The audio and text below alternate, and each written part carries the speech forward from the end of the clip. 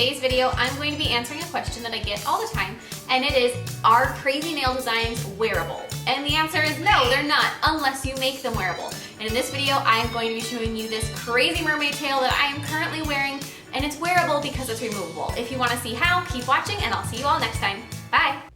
I'm going to be using colors from Double Dip. I do have a discount code in the description box below if you're interested.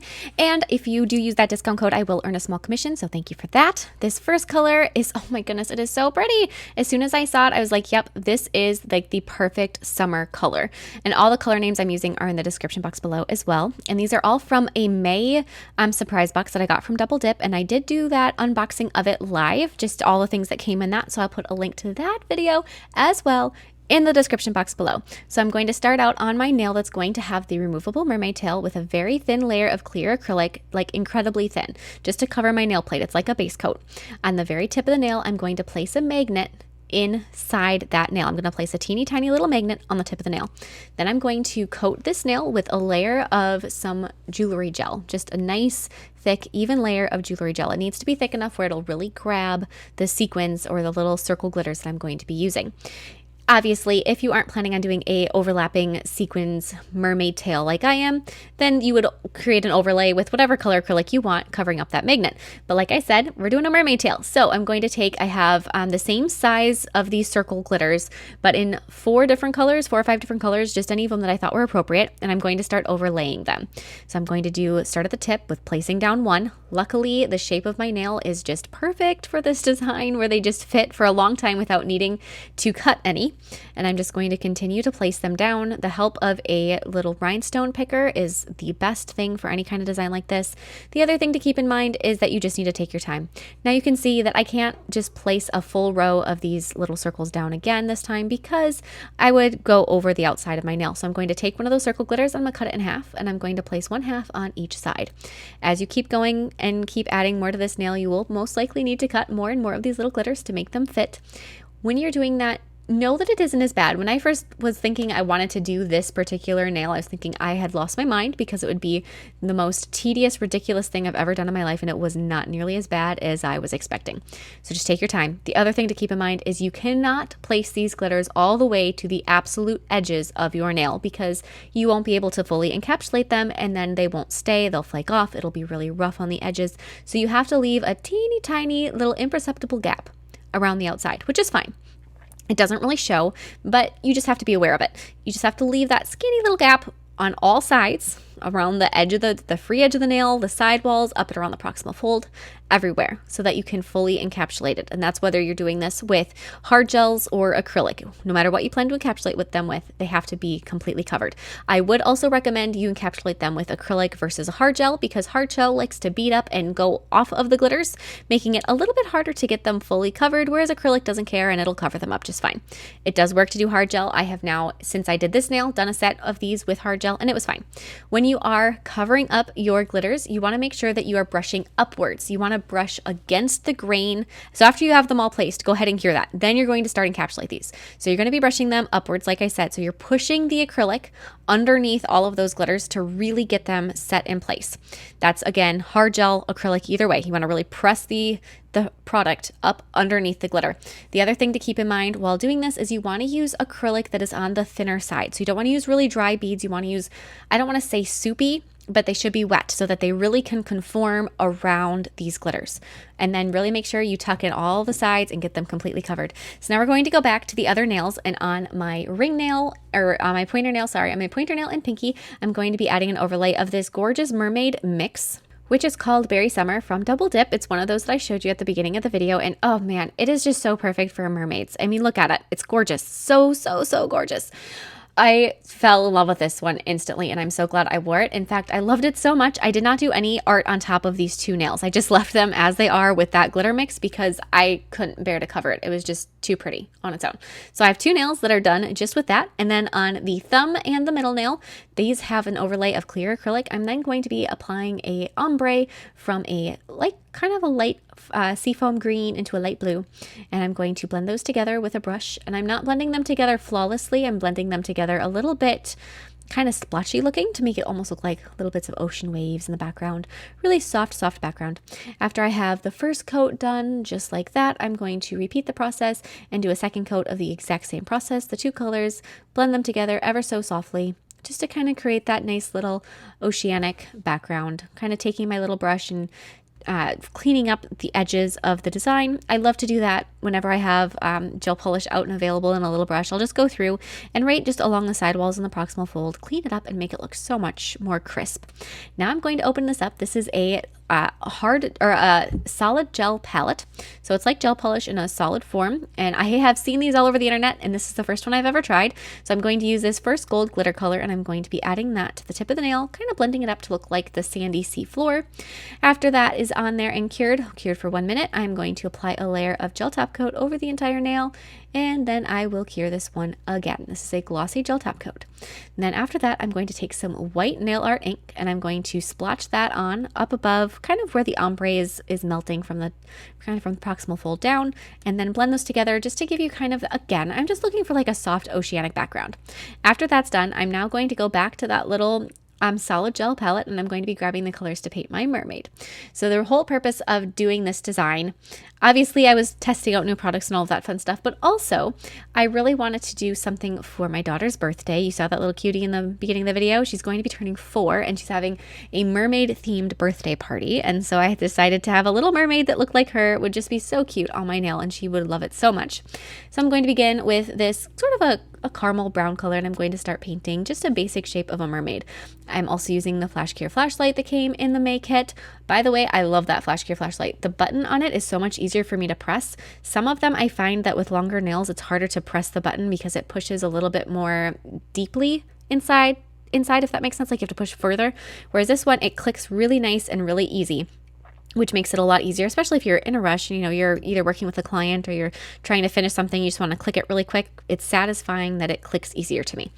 After I have that first little bit of her flash cured, I'm going to take one of the redder brown colors out of that palette, and I'm going to be adding her hair. So there's the first coat, flash cure, and then I'll go through and do a second coat. One thing I would like to mention about these is I don't find them to be quite as opaque as, say, a gel paint. They are probably more opaque than most gel polishes, but they blend smoother, if that makes sense. So like for doing shading, which I will add some shading to my little mermaid in her hair and on her body and her face, so you'll get to see some of that. They shade beautifully. So if you're doing any kind of portrait work, if you're just getting started on it, you will notice that they just blend in and they create beautiful shadows and highlights, which is by far the best thing I would say to do with them. So maybe if you were to be recreating something like this, I would use gel paint for that first base layer and then go through and use these to just sort of push on the shading. So I'm going to add a second coat both to her hair and her face. Like I said, it just wasn't quite as smooth as I was hoping for after just one coat. So after a second coat goes on both face and hair. And by the way, I did use purple gel paint for her mermaid tail.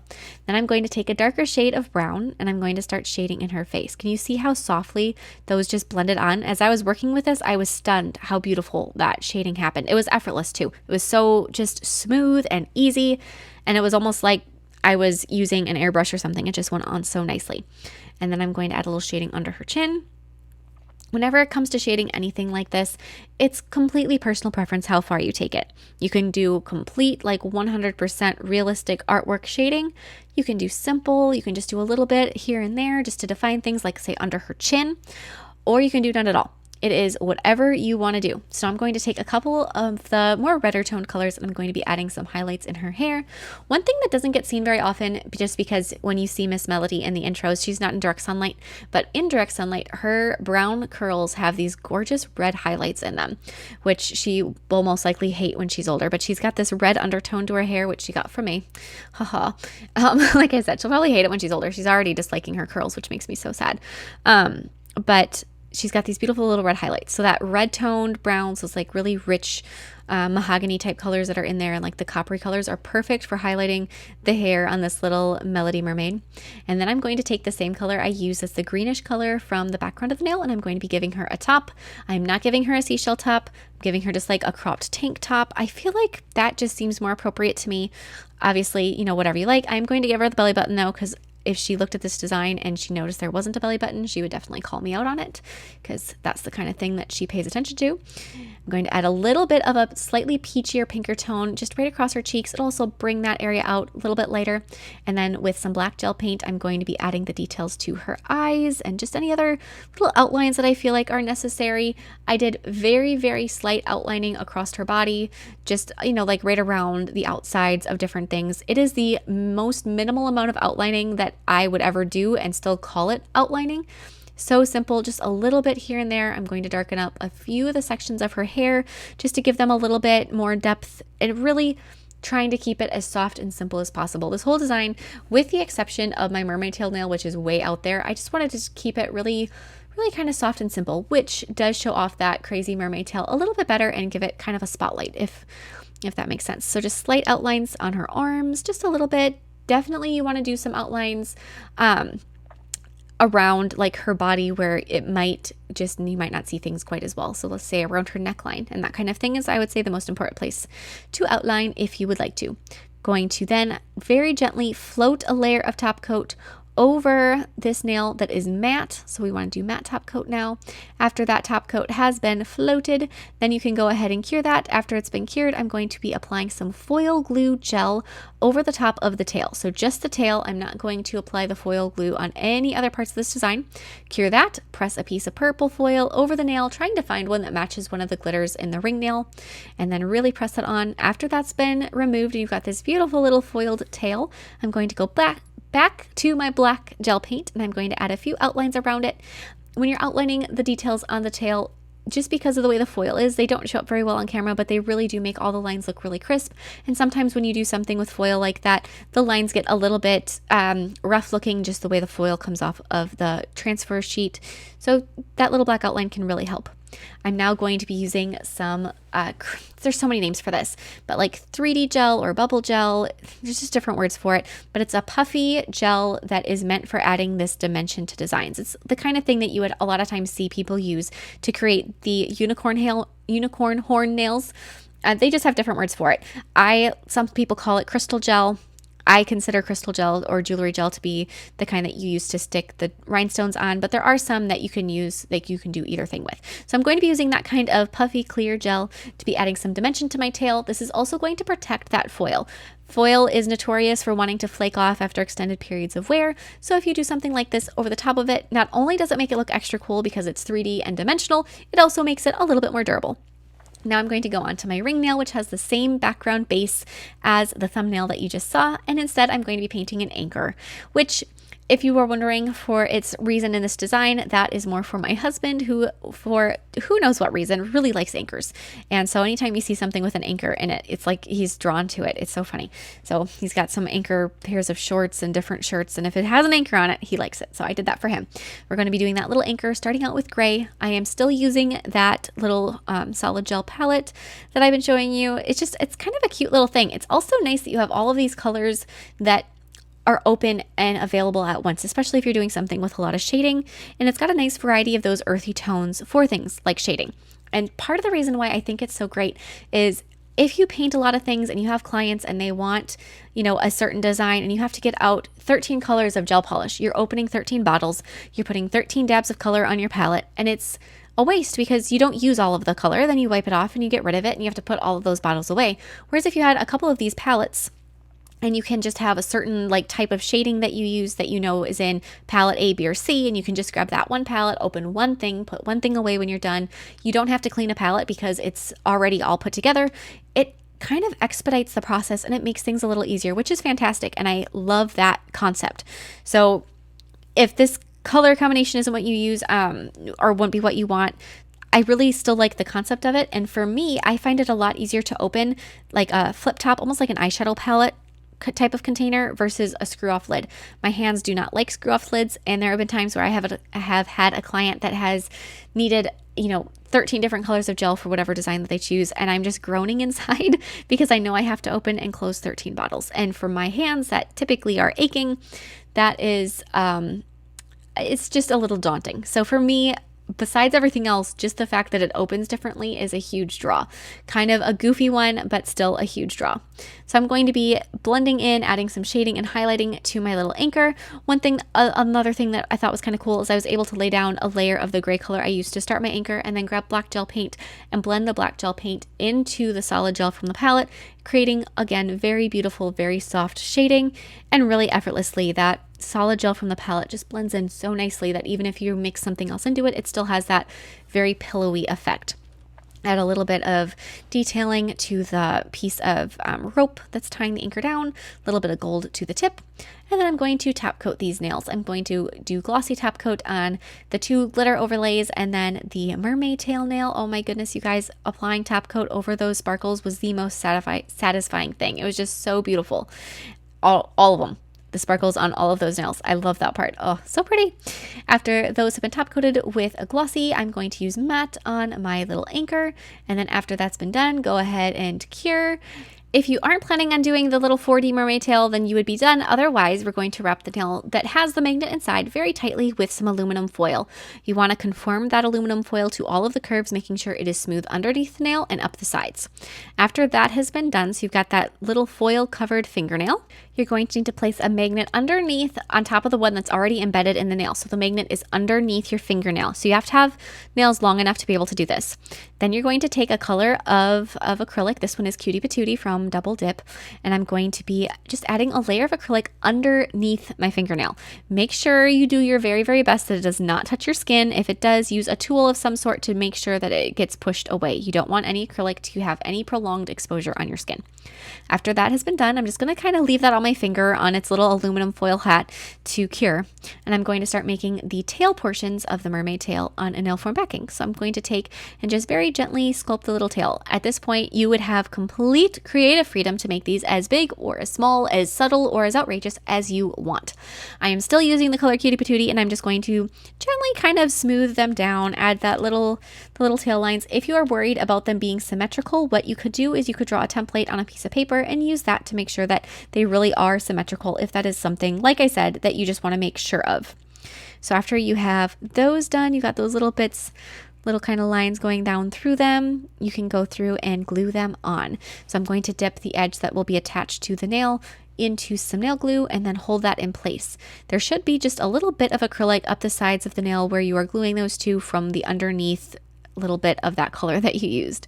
Then I'm going to take more of that color acrylic and I'm going to be securing the tail fins to the apparatus that is under the nail. You want to make sure that there is a complete little piece that is going to be able to clip in underneath the nail and then remove whenever it's inappropriate. The funniest thing ever with this design is when I got done and I was so excited because it was the first time I'd ever made something like this that was removable and on my own finger. I went over and I showed my husband, the anchor lover, and I showed him like, isn't this cool? And he goes, yeah, how are you gonna type? And I almost died laughing. And then I just, nonchalantly just removed the little tail. And he goes, oh, I didn't know you could do that. It just cracked me up. I thought it was hilarious. I'm going to use a little bit of a gold glitter acrylic just to add some shading onto the base of the tail. I just add a little bit of glitz and glam. If you could notice from before in this video, I like glitter. I'm pro glitter. So, more glitter the better. A little bit of acrylic paint to be adding a couple little black lines to define that mermaid tail. And then I'm going to use some 3D glaze over the tail. I left the aluminum foil on it until this point to act as a handle while I was painting the top coat on and the little details. Then you can gently remove your aluminum foil. Make sure all of that aluminum foil comes out just so it has a nice snug fit under the nail. Try it on, and as long as it fits, you are good to go. Isn't this just the cutest, most exciting thing you've ever seen? And there's so many possibilities. It wouldn't just have to be a mermaid tail. There are, you could make extreme 3D flowers that clip on and you can take off of your nail. You could do so many different opportunities, even just bigger crystal clumps, crystal clusters you could do with little magnets. There's just so much fun opportunities. I love this, love this, love this. I hope you guys are as excited about it as I am because I know I'll be utilizing this magnet in my nail technique a lot more going forward just because the possibilities are so exciting. And I will see you all next time. Bye!